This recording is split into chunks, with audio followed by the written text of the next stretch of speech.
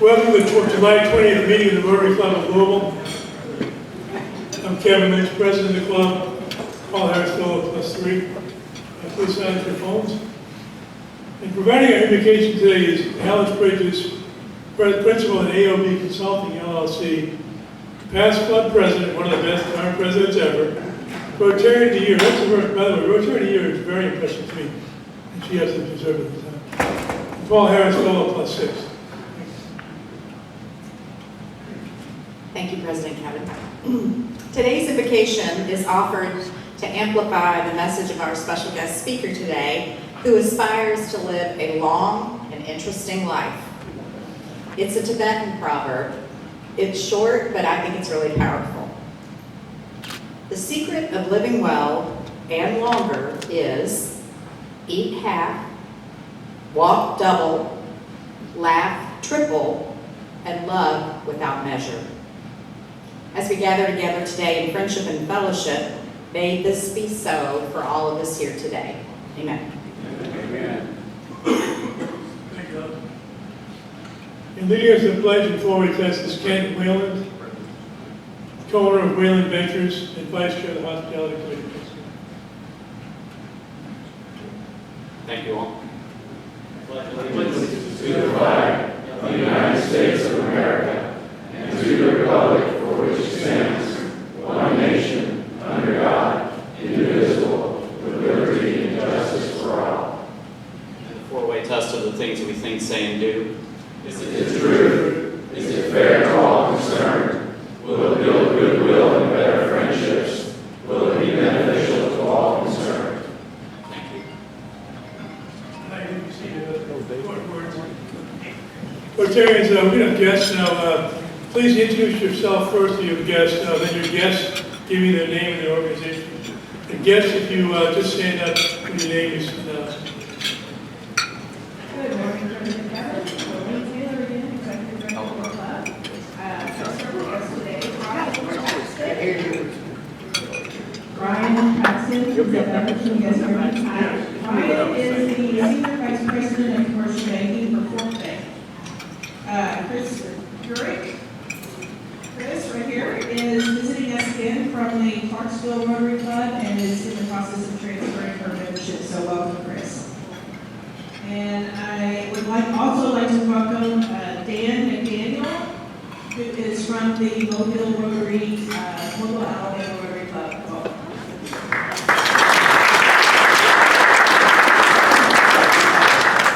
We have Claire, who is here with Adam, our speaker. She is from Canopy.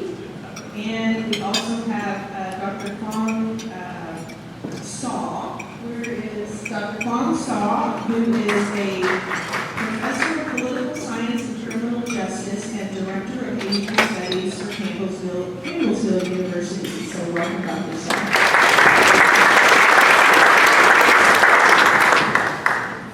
Do you want to introduce your guest, Larry?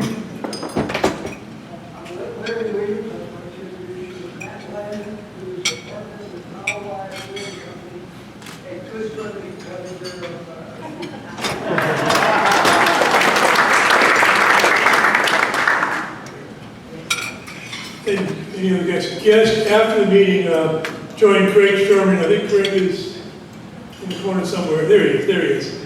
Find the guy in the pink suit. He can give you more information about Rotary in the future. I'd like to introduce Kelly Stilson, owner of Epiphany, which many of you have been to, and vice chair of the Speakers Committee, to the podium today to introduce today's speaker. Thanks.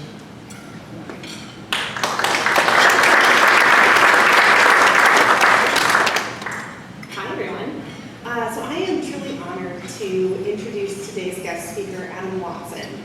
The Leadership Fellows actually had the pleasure of hearing from Adam a few months ago, and I can tell you, you're in for a treat. So I know Adam's story has some exciting twists and turns, and I don't want to ruin it for anyone, but I do want to give a little bit of background. So Adam studied theater at the prestigious Central College, and I'm not sure if you saw the picture for today's event. You may have noticed he has a flair for humor. So theater was a good fit. But due to his inquisitive nature, he actually pursued an entirely different path, earning a law degree at the University of Louisville and founding Against the Grain Brewery. As founder and co-owner of Against the Grain, Adam's creativity and dedication have been instrumental in shaping the craft beer landscape in Kentucky and beyond. The brewery's innovative approach has delighted palates and sparked curiosity among beer connoisseurs worldwide. But Adam's story does not end there. Now, as the Director of Education for Canopy, Adam is helping Kentucky become first in good business. He is instrumental in helping businesses across the state make a purpose-driven profit and consider their local impact on employees, customers, the surrounding community, but also their long-term environmental impact as we understand the role that business plays in creating a sustainable future. Moreover, Adam is an exceptional leader, mentor, and advocate for the craft brewing industry, for the good business movement, and for the Louisville community as a whole. He embodies our Rotary values, including service above self, and his life story is a true testament to the power of pursuing your passions fearlessly. Welcome, Adam.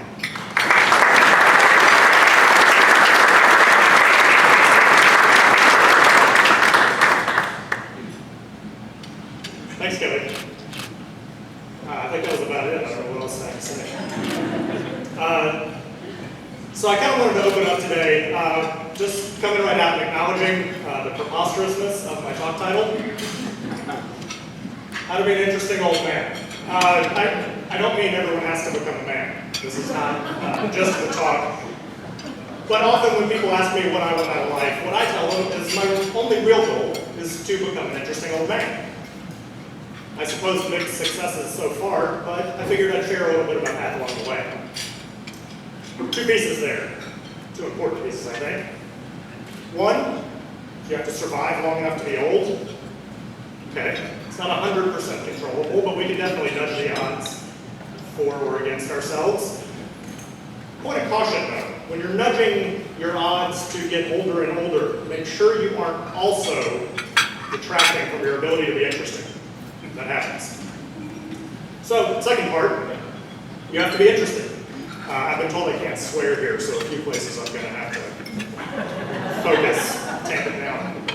The beer industry is not known for its censorship.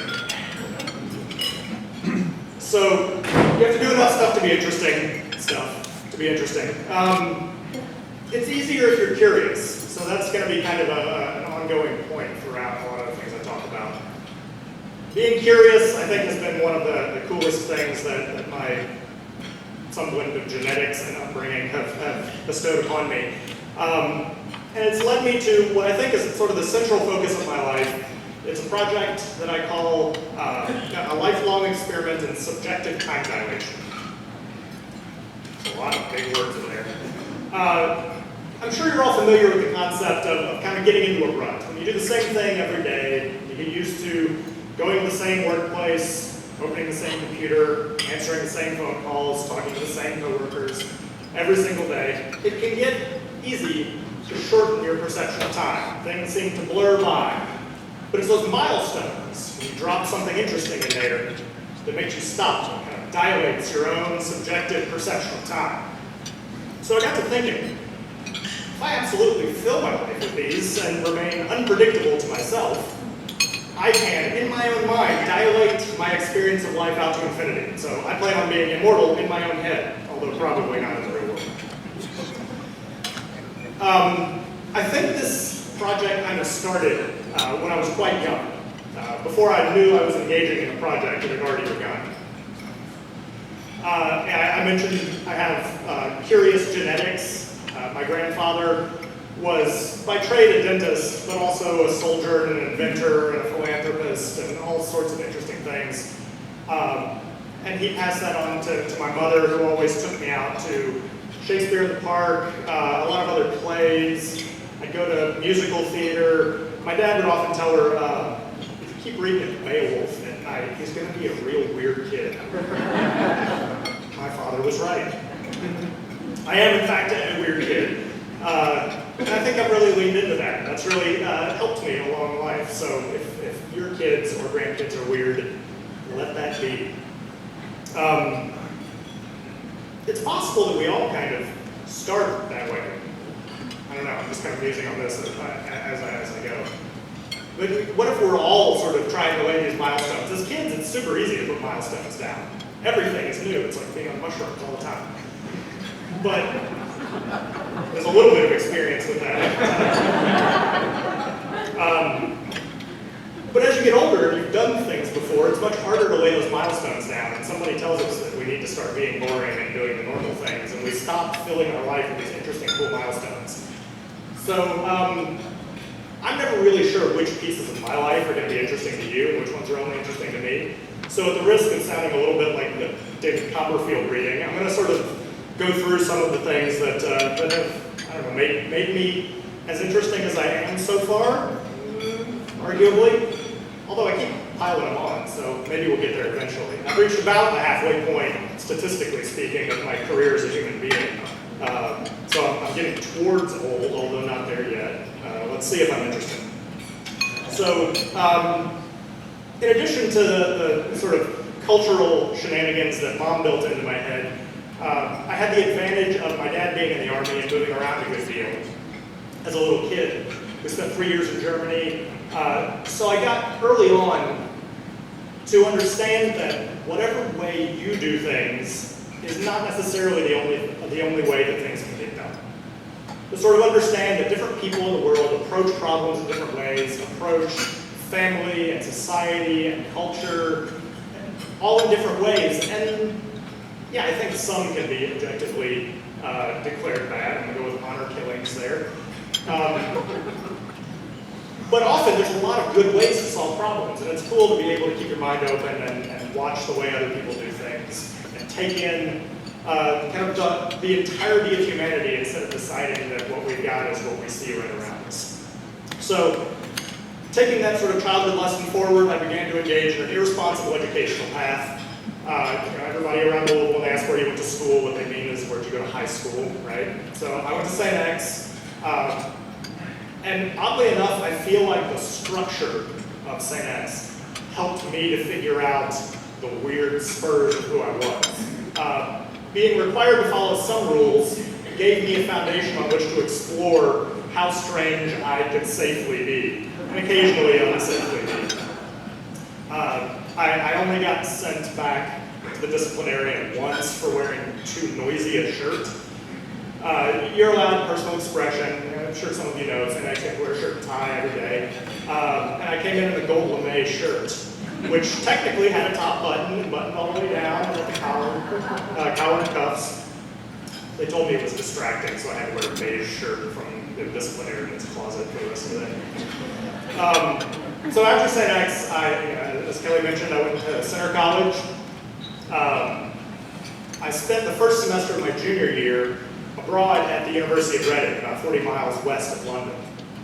And that was an interesting experience, both because of the university. Most of the abroad adventures hosted by Center involve a small cadre of students taken by one Center professor just to a different location, and that same professor still teaches all of your classes.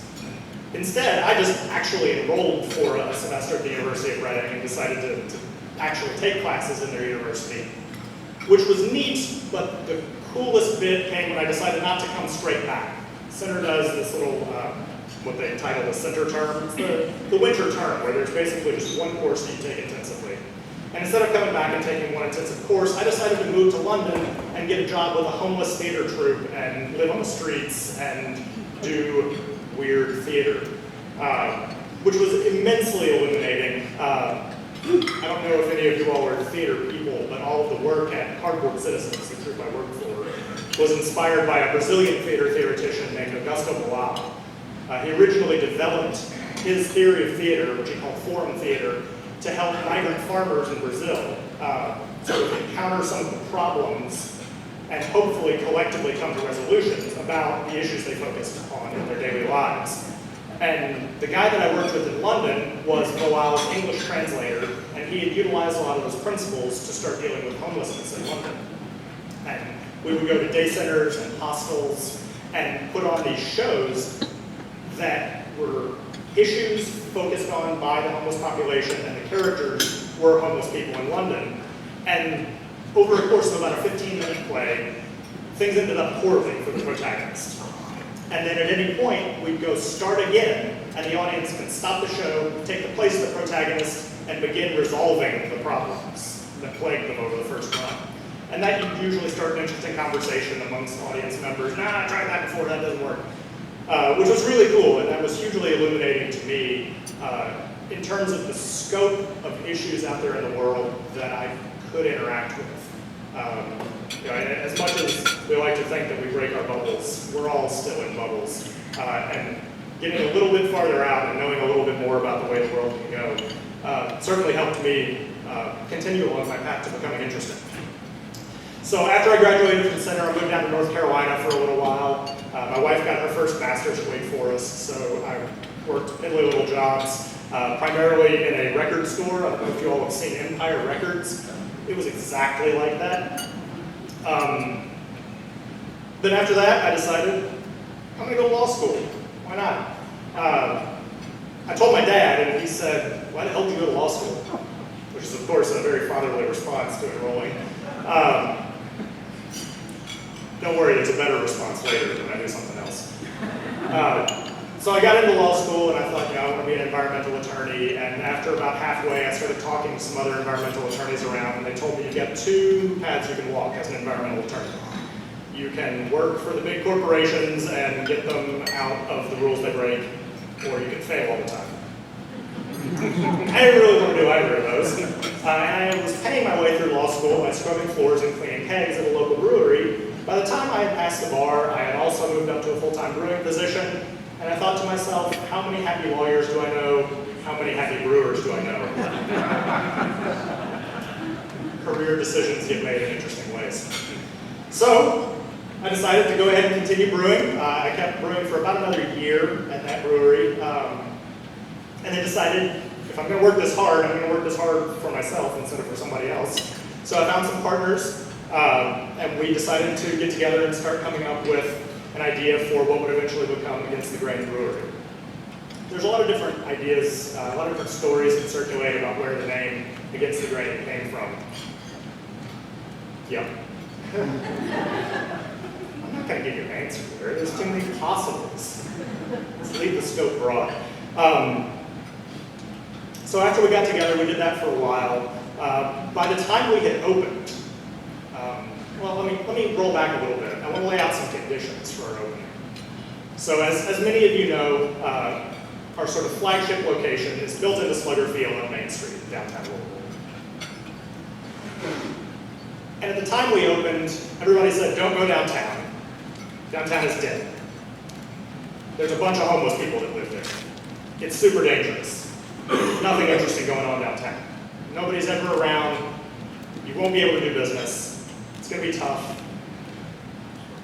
These conditions sound familiar to anybody? I think we're going to be okay. So after we had opened in October of 2011, before the end of the year, we had also sold our first pallets of beer up to Chicago and over to Denmark. We very quickly established ourselves not just as local experts. We didn't want to be the best brewery in Louisville. We wanted to be the best brewery in the world.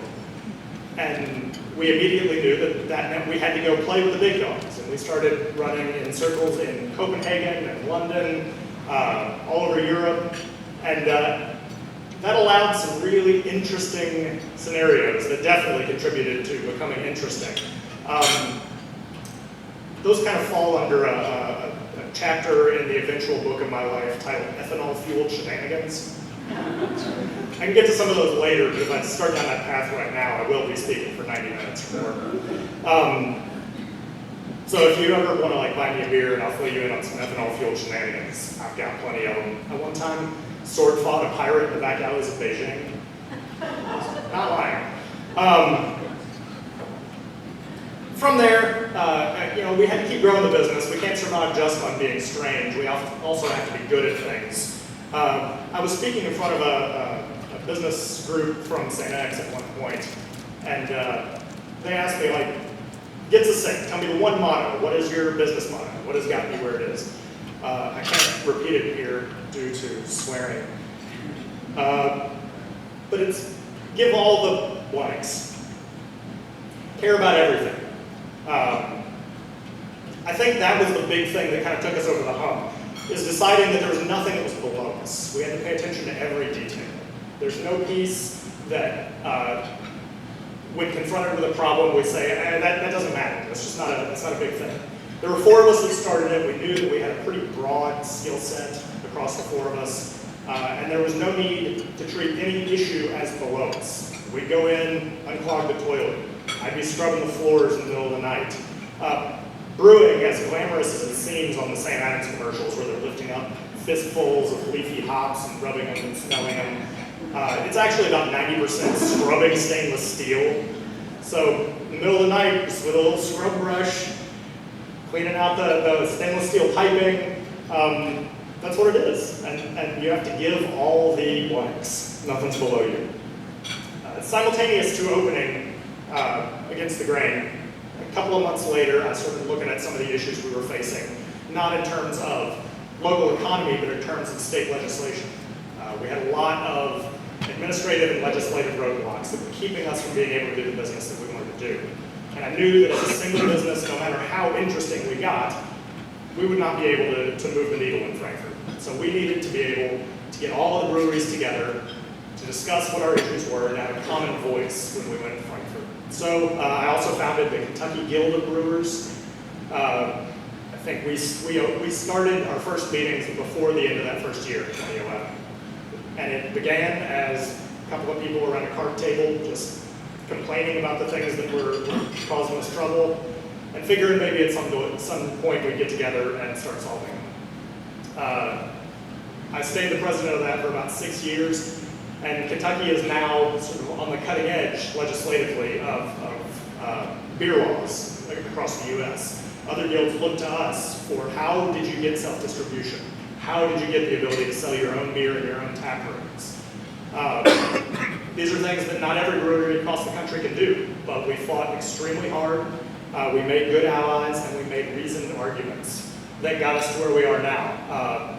So we still need to be careful not to lose those privileges, but as a Kentucky beer industry, we are now way ahead, nationally speaking, in terms of the ability to do our own business and to contact our customers. Thank you. So we're trucking along. ATG's doing well, the Guild's doing well, the economy's doing well, everybody's feeling happy, and then 2020 rolls around.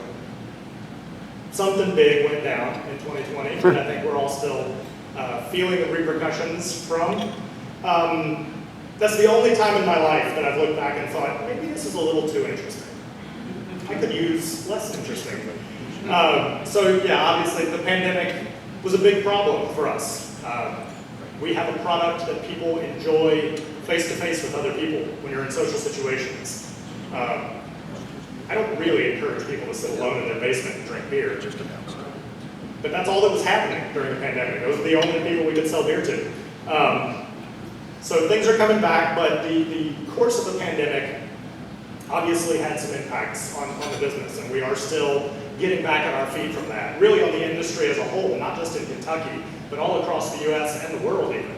Beer is down. Spirits are up a little bit, and the competition is difficult. So go support your local craft breweries. Not competitor. And I had a little bit of time. So if I can't go in, I can't do my business. I found myself sitting in the basement, sometimes drinking beer on my own, but sometimes doing it on my phone so other people could watch me drink beer on my own. But it got me interested in a few other things. So I started kind of blazing new paths for myself. A few just sort of idle to keep my hands busy, got into woodworking, became an amateur mycologist, not those kind of mushrooms, guy in black. Started growing mushrooms in my basement. And one of the most impactful things, I'm not really keeping track of my time, so if I start going long, somebody wave at me. One of the most impactful things that I started engaging in is I signed Against the Grain up to be a Canopy Alpha company. So a while ago, I had run into a friend of mine, Scott, who started telling me about this idea that he was working on. And it was about how to get a bunch of companies to start caring about the issues that surround them. to get for-profit businesses taking on some of the challenges that are currently met by nonprofits. Start looking at the way they treat their employees, the way they treat their customers, the way they treat the communities in which they operate, and the planet on which they function. This sounded really cool to me. It was definitely part of the ethos of how Against the Grain had been running. So I signed up and said, yeah, you know what? Let's be an alpha company when you roll out the first certification platform. It's not for real yet, but we'll get it out there, and I'll be one of the guys that kind of kicks the tires and tells you what's going wrong. So I think there were maybe 6 of us, maybe 6 alpha companies. Am I right on that, Ben? Somewhere at 5? I was close. I'm gonna say there was a 6th one, and one just fell off. So I started doing that. Started, kind of tinkering around with it in my basement, and I started emailing and texting and calling and sending all of the problems that I found. Hey, this button doesn't work. This thing over here is weird. I don't know how to answer this question. And after asking for my feedback, they said, stop. Quit doing that, and how about, as the pandemic begins to recede, you just come to the office sometime. Just tell us to our face this stuff. So I did that, and I kept going in, and then they couldn't get rid of me, and I kept showing up one day a week, and then a couple days a week. And now at this point, I don't do a lot of the day-to-day operation stuff at ATG. I function much more in a board member kind of capacity, and I spend a lot of my day-to-day time working at Canopy, because I really bought into the ethos. This concept that the businesses are actually responsible for the well-being of the communities in which they work is immense to me. And I don't think it's a new thing. I think, if anything, it's a return to the old. Before we all enrolled in the cult of Milton Friedman and decided that shareholder gain is the only thing that a business can care about, businesses used to care about the communities they operated in. This isn't brand new. But the concept of being able to move that ball forward and be able to help other companies care the way I care seemed immensely rewarding to me and very interesting. So I kept doing that. And I started to think about, what are people going to remember me for? As I mentioned, I'm 40 now, so I'm statistically about halfway through my career as a human. What am I going to be remembered for? And there's really nothing that I can do that's going to remind me of anything. I don't know if you all are punk listeners. There's a lot of punk band folks out here, but there's a band called the Vandals. And I'll have to paraphrase slightly, but in one of their songs he says, some cavemen did some amazing things, but nobody here gives a hoot. And I think that's true. There's really nothing that I can do that's going to get people remembering me on an individual capacity. So how do I identify myself with a movement? How do I make sure that there is a thing that lasts well beyond me as a person or me as an idea? And I think Canopy is it. Having Kentucky be first in that movement is immensely interesting to me. Because we're not first in a lot, other than going to the hospital too much.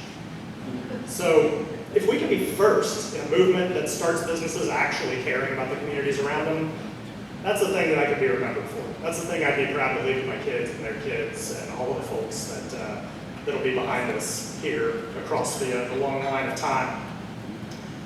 So what's next? How do I stay interested? I don't know. Maybe I'll go back to school for something. I've got 3 little girls at home, so that's probably going to keep me pretty interesting for a while. And there will be a stretch of time where I have 3 teenage girls in the house. That's very interesting.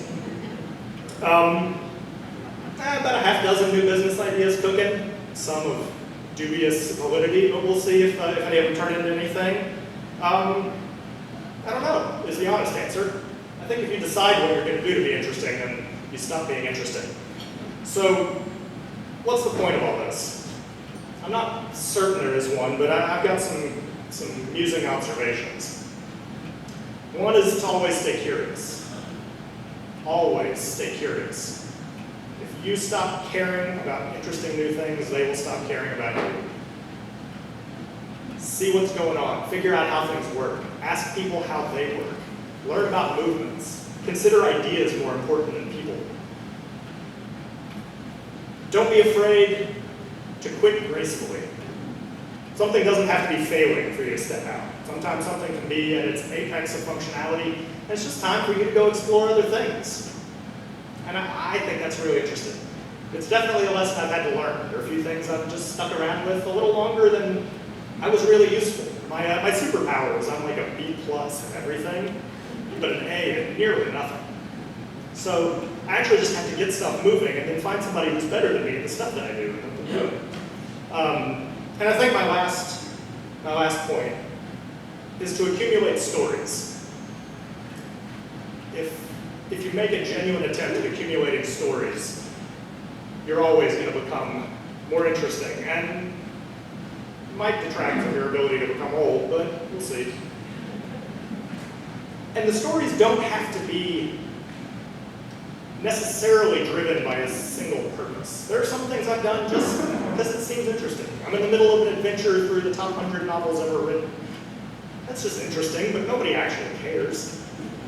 I just decided one day that I was going to run a marathon. You still have to train, by the way. Yeah, so accumulate stories. Get to know interesting people. That's all I've got. Thanks.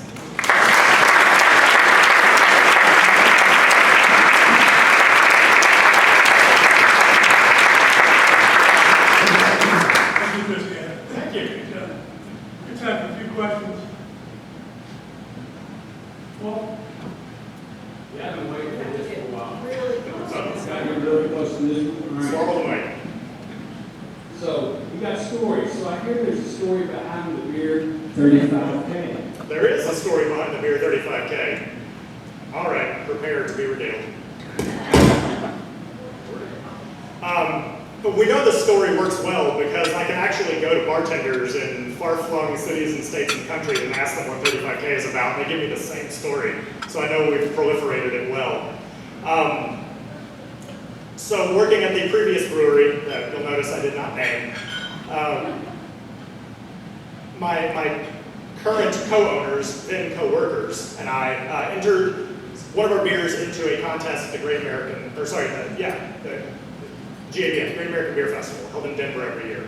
One of the most prestigious beer festivals around, and there was a little fringe competition hosted by a yeast manufacturer, and they had us submit beers. You could submit any beer that was made with their yeast.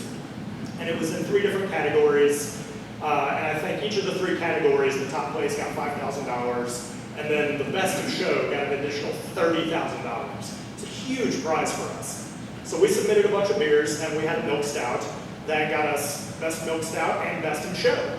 And it was the gaudy big check thing, and we're these weird little brewers all standing there in cargo shorts, shaking hands. Yay, we did this. And the owner didn't even know we had submitted beers. We just did this completely of our own initiative.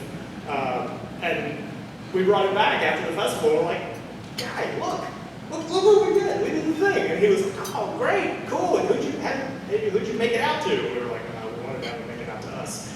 But we made it out to the company. We did the right thing. So, you got the profuse praise. What a great job. Good. So he took the check and cashed it, put it in the bank account, and we each got $100. So I don't know if any of you all are familiar with National Lampoon's Christmas Vacation, but when he gets the Jelly of the Month club, bag over the head, he's expecting a bonus and gets enrolled in a Jelly of the Month club. That's kind of what it felt like. Yeah. So we took the $35,000 that we named, that we should have had some piece of, at least spend it on like something in the brewery that makes our lives easier. Put down new floor mats or something. But so we took, instead of getting the actual $35,000, we took the name 35K and applied it to the Against the Grain Brewery style.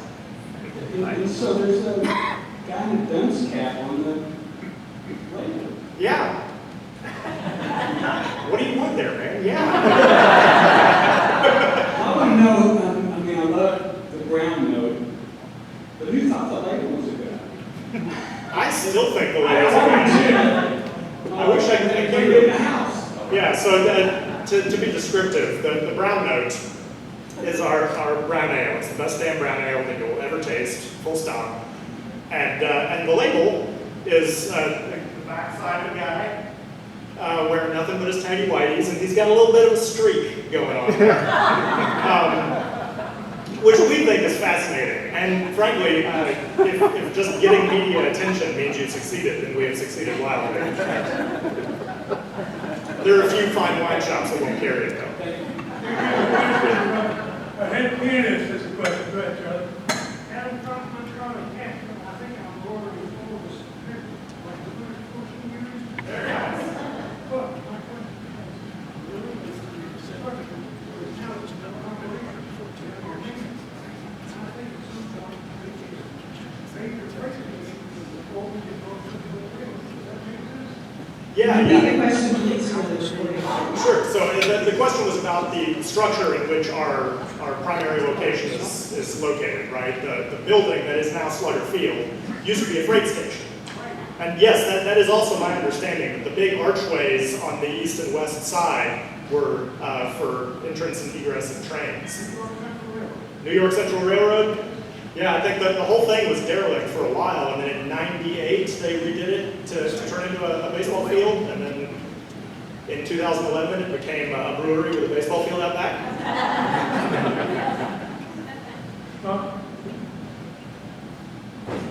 Adam, my comment will turn into a question. Right. Well, first question is, did you say that you all founded in 2011? Yes. Yeah. October 2011. In 2014, my wife and I went to England with my brother and his wife. And we went to, we visited Oxford and went to a particular, very famous pub called the Eagle and the Child. And my brother and I walked up to the bar, and I'll be back on if the tap showed Against the Grain, right there. I was fascinated, and I bragged to the bartender that that's from my hometown. So I'm fascinated to hear how in only 3 years after we began an international distribution. I think I'm not the only strange person involved with Against the Grain. And all four of us, when we would go around to conferences and various meetings, festivals of brewers, it was fairly easy for us to garner a little bit of attention. And then I think, once you're the weird kid in the room and people start actually listening to you, if you're then able to segue that into being good at something, those are some extraordinary points. And we always felt like we had some super high quality. And being strange and having poop on our beer cans helps us get noticed. But if liquid inside ain't there, then it doesn't matter how cool your labels are. So we knew that we could only be this strange because we were also this good. And I know that sounds like bragging, but I genuinely believe it. The quality of our liquid is extraordinary. And we were able to kind of make the weird contacts, but then follow through with the quality. And it's rare, not just, I think, in this industry, but really across all industries. Nobody does what they say they're going to do. And we always said, this is one thing that we're not budging on. When we say we're going to do something, come hell or high water, my God, we're going to do it. And we did. And I think that helped us to get good friends in good places. We pretty quickly made some good allies in Copenhagen, I mentioned. Mikkeller beer, unless you're a real beer nerd, you probably don't know a lot about them. But they're based in Copenhagen, and they're kind of a big deal internationally. We made friends with them very early on, did a couple collaborations. We made sure when we find cool friends, always invite them to our place to make a beer with us, and always go to their place to make a beer with them. And that's proved fairly cool. I have a question. What is the most interesting place that you know your beer is served? I've already answered, I apologize. I'm writing it now. The most interesting place that I know my beer is served. Well, unfortunately, that whole 2020 thing has caused a little bit of international retraction. But the most interesting place that my beer has at some point been served is the world's northernmost brewery in Scandinavia. I think it's Norway. Very, very northern Norway. way past the Arctic Circle. There is the world's northernmost brewery, and they have carried our beer for a while. Although, to answer a question you didn't ask, the most interesting place I've been able to make beer was probably Amman, Jordan. That was really cool. There's only 2 breweries in all of Jordan. One's a Heineken facility. There's only 1 craft brewery, and we ran into the owner in a seedy bar in Brooklyn, and eventually got to like, oh, you make beer? We make beer. We should make beer together. So we invited him down to Kentucky and made some beers here, and then he was like, now you're coming to my place. And all of Jordan geographically is like smaller than Kentucky, so he and his wife took the week off, and he was just like, we're gonna see everything. So we did, and we got to make beer and fight off camel spiders and hide in the desert and float in the Dead Sea and other stuff. So, quick question. Oh, I'm sorry, Kevin. Is it okay? Just Kentucky, we pride ourselves and do a lot of advertising. Another liquid. I'm just curious about the relationship between breweries and the distilleries, as we talk so much about urbanism around here. But you're an important part of this too, so I'm just curious about that relationship. Yeah, no, I think generally it's a good relationship. I still drink plenty of bourbon myself, and I have nothing against those folks, and no interest in seeing. I've done a lot of work in Frankfurt that has helped the beer industry, but I've also made a point of never doing anything that harms other spirits. Or I'm never against anything the wine folks want. I'm never against anything that any of the spirits folks want. Obviously, in Kentucky, it's primarily bourbon, although there are other spirits made here too. Our success can't mean somebody else's failure. I think we all succeed together. One other question, people in this room, probably most of them have changed careers and what to do at home. And people, your age and things like that. I think in the future there'll be many more changes for the average person. You can't work with you before you. So one of the things I've always, people that want to talk about career changes, people that talked about career changes, interesting, and I always tell them, if you can, try to find a career where it's going to help what you brought to that career has not been completely wasted in the last 10 or 15 years or whatever. So, in other words, whatever you do next, hopefully the wisdom you learn, may just be perspective as opposed to specific knowledge, helps you in your next career so you're not starting at the bottom. But I want to give you a perspective on how you think that all your previous experiences helped you broaden your viewpoint, and how it's helped you in each of those steps. Yeah, so how have my experiences enhanced my ability to sort of take the next step? I think most of my experiences have rendered me completely unemployable. So, unless you find like a strange nonprofit that's interested in a weird unemployable guy. I think generally speaking, a value that people may not admit that they care about, but always do, is whether you're interesting and broad. I recently read a book by David Epstein called Range, where he talks about the best problem solvers in the world being folks who have accumulated a little bit of knowledge in a lot of areas, rather than people who are hyper-specialized. And that really resonated with me. I read that and I was like, oh, thank God, he thinks I'm good at something. But I think generally speaking, just accumulating a broad variety of interests, accumulating a broad variety of problem-solving strategies, of perspectives, of friend groups, of allies, the more of these things you can accumulate, the more interesting you can become, the better off you're going to be at approaching whatever new problems come to you in a new position.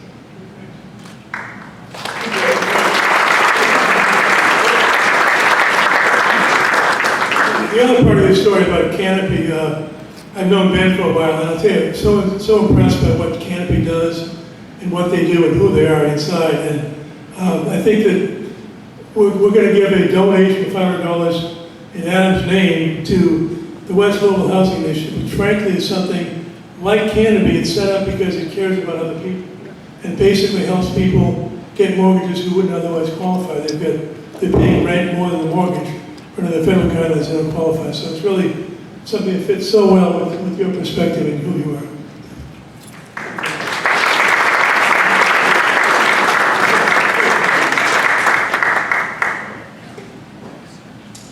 A door prize today. Our door prize is a ticket to the Rotary picnic with ponies and puppies, September 9th, 11 a.m. to 1 p.m. at Willow Hope Farm in Simpsonville, Kentucky, which now Kentucky Humane Society actually owns. The Kentucky Humane Society's 42-acre farm is about 30 minutes, there's about 30 horses there at any given time. And there'll be equine demonstrations at the farm that day. And you get a tour of the farm and time to spend with some Kentucky Humane Society puppies. And of course, an opportunity to have a picnic with your fellow Rotarians. So keep that in mind. And Kingsley's Barbecue is going to be the food. Details in Sparks in September 9th at Willow Hope Farm to support KHS. Everybody get your blue ticket out. Let me get mine. Okay. The last four digits are one, by the way, this is the $1 billion lottery, if you're wondering. The rumor that somebody in California won it today, but that was false. This is the one. 1719. Last one. 1719.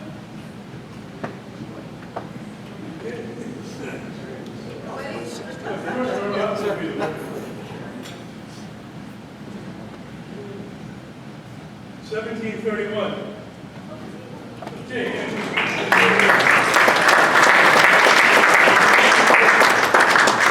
Captain Henry Bain.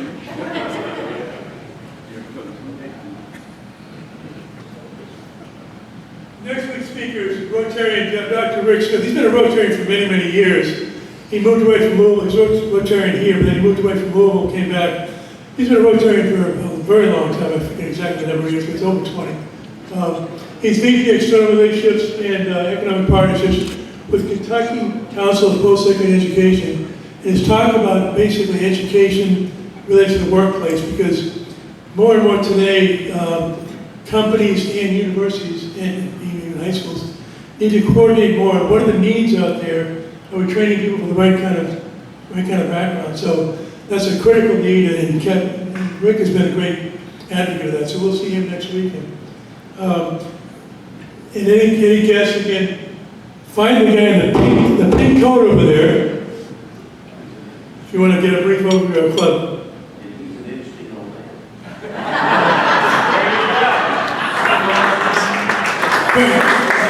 Frank is in the process of continuing to try to be a really interesting old man. Keep it up, man. Get over here, guys. See you next week.